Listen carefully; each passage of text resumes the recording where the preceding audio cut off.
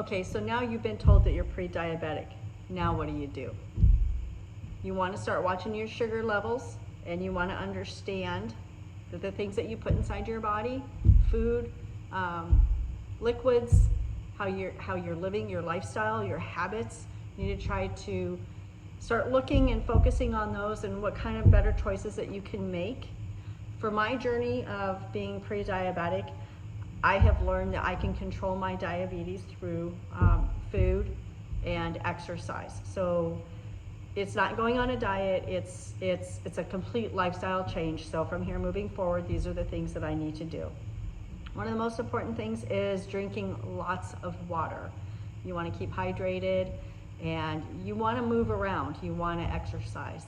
Some of the other things that I have learned, because I didn't understand that when I went to the doctors and they said, okay, you're pre-diabetic, you need to start watching your sugar levels. I didn't understand what that all meant. I do know that diabetes runs in my family, so I was able to talk to my mom about it. And she had mentioned to me, she's like, you know, you need to go get one of the glucose meter kits.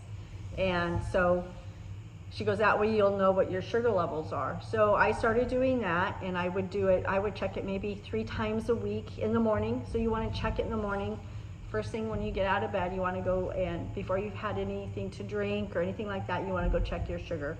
So I did buy or purchase a few years back. I got the Contour meter kit, and you want to prick you're supposed to prick the tips of your fingers. They tried to explain to me that the blood goes, and it goes all the way down to the end of your fingers and then returns. So where it's going to be the highest sugar levels will be at the points of your fingers or like your toes, because that's when it's going to turn around and come back. Again, this is just what I have been informed or have read about. So I am not by any means a nutritionist. I'm not in the medical profession. This is just strictly the things that I've been learning from this experience, and wanted to share it with you to see if you guys are experiencing the same thing that I'm experiencing. So with that being said, we'll get this out now. I am a huge weenie when it comes to needles.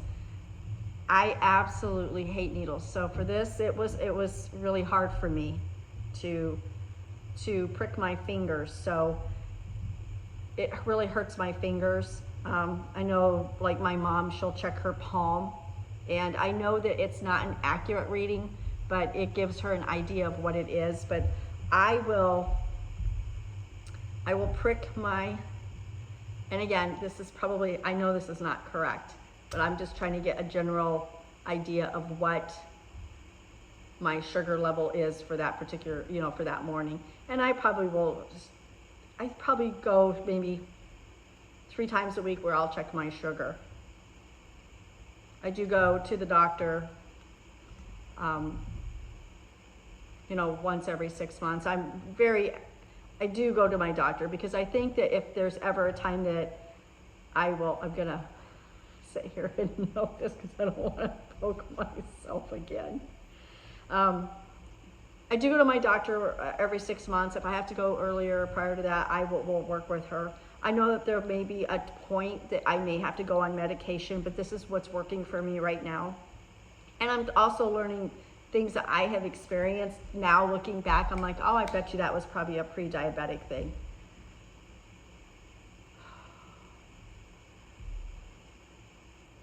I do not like needles. Do not like needles.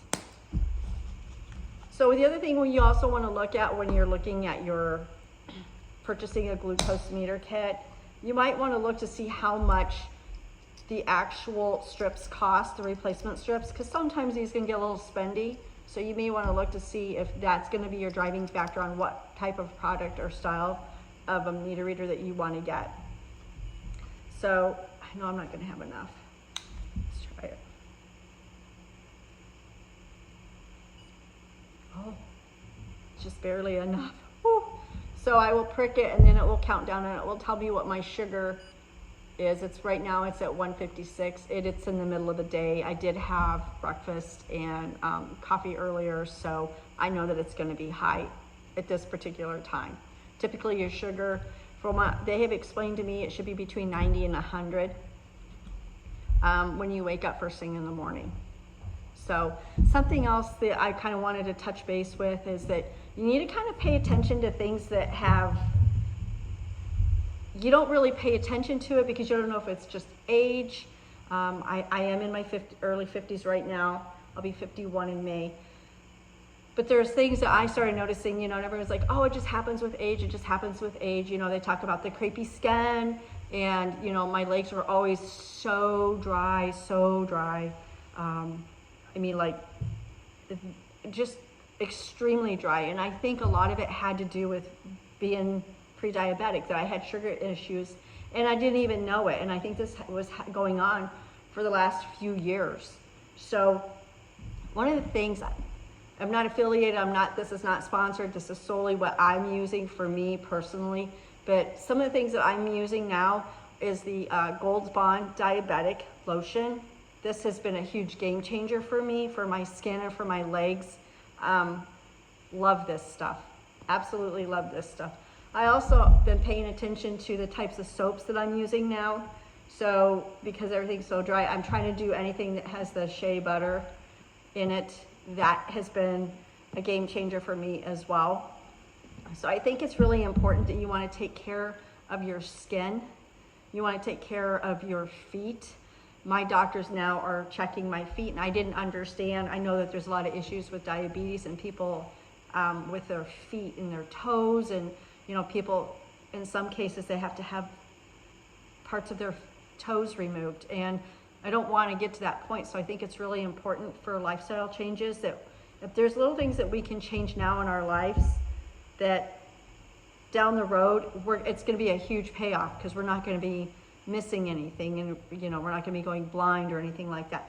But there are things that I'm noticing that I want to share with you guys that I think that you guys can relate to. If your skin is getting dry, things that you can help better protect your body with. The other thing I noticed, and again, I didn't know if it was from age or hormonal issues, but my hair started getting very dry and very dull, and I think some of that has to relates to, maybe it has to deal with sugar levels. So I've learned that, using the avocado oil and argan oil has been a huge help to my hair. So I think that I would highly recommend using something in your hair as well. I know this sounds crazy, but one of the big things too is you want to keep your feet clean and dry. And I know throughout the day, my socks will be almost damp, if not wet.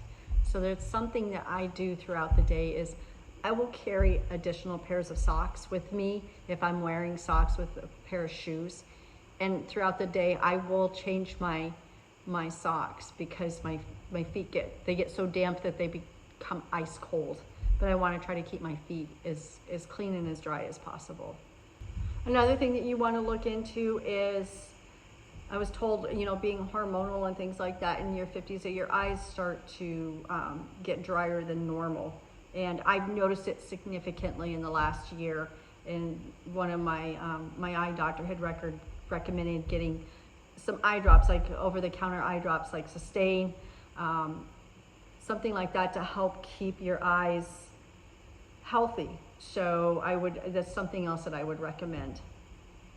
And I think just basically wanting to take better care of yourself, I think it's important that you want to take that extra effort, because we got one body, we got, one chance, one body with this. And I think it's important to understand, if you're not feeling well in the middle of the night, if your tongue feels like a raisin and you're so thirsty and you're craving water, you wake up in the middle of the night and you don't understand why you can't go back to sleep. That was my case. Is like every morning at 2 o'clock in the morning, I would wake up and I would be so thirsty, but then I couldn't go back to sleep. I felt sick. I felt nauseous. So when I had met with the nutritionist, they had explained to me that's probably when my sugar is most likely spiking in my particular situation. So there were things that I could do and change and tweak and kind of learn from those experiences. And I think I want to share those with you. So through this journey I'm going to talk about ideas of food, meal plans, how we can batch cook for meals, and doing it on a pre-diabetic or diabetic perspective. Being that it's 2023, I think that we have a lot of tools and resources and a wealth of knowledge, and where there's multiple companies out there making alternative substitutions for foods. So people that need to watch their carb intakes or watch their sugar levels or anything like that, I think that this is a good time. If you're going to be pre-diabetic or have diabetes, I think this is a great time. 20, 30, 40 years ago, people didn't have these opportunities or options that we have today. Thank you for stopping by.